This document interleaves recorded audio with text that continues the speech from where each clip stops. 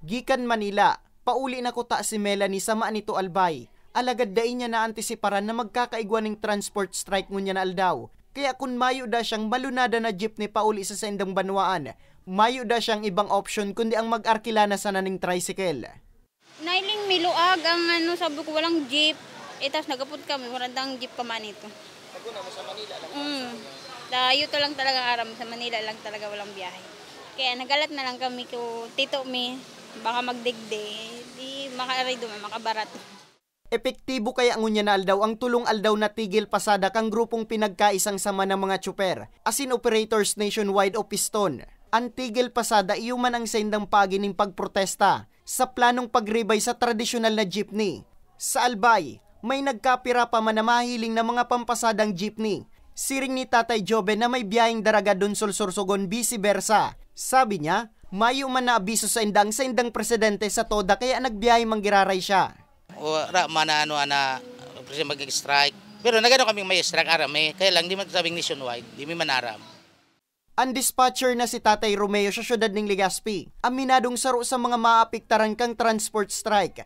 Alagad sa ibong kaini, naglaog manggiraray siya sa trabaho, urupang dayman gabus nagsabay sa tigil pasada. Dayman kami naghinto na magbiyahe baga. Pero sa iba dayman nagbiyahe, nagkapiraman lang kami taro gani ganday magi pasayro. Baka sakali sa palara na magkaigwa ki pasayro, di hatod mi sa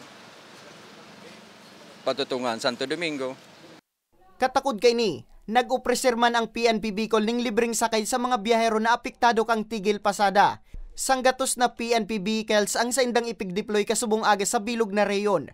2 ang gikan sa regional headquarters, 15 sa Albay, 14 sa Camarines Norte, 25 sa Camarines Sur, 20 sa Masbate, 15 ang gikan sa Sorsogon Police Provincial Office, asin siyam naman sa Naga City Police Office.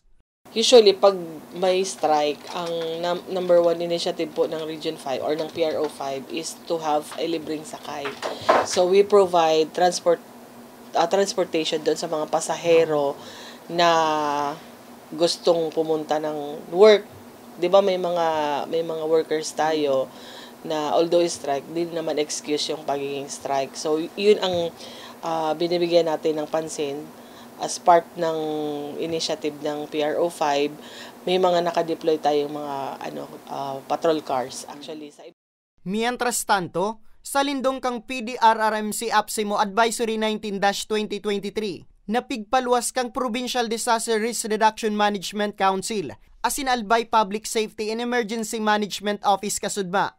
Para mientras na suspendido ang klase sa gabus na pampubliko asin pribadong eskwelahan sa probinsya. Dara kang epekto kang shear line asin sarong low pressure area. Siring man ang epekto kang nationwide transport strike. Para sa mga baretang tatak Bicol, Nomer Corporal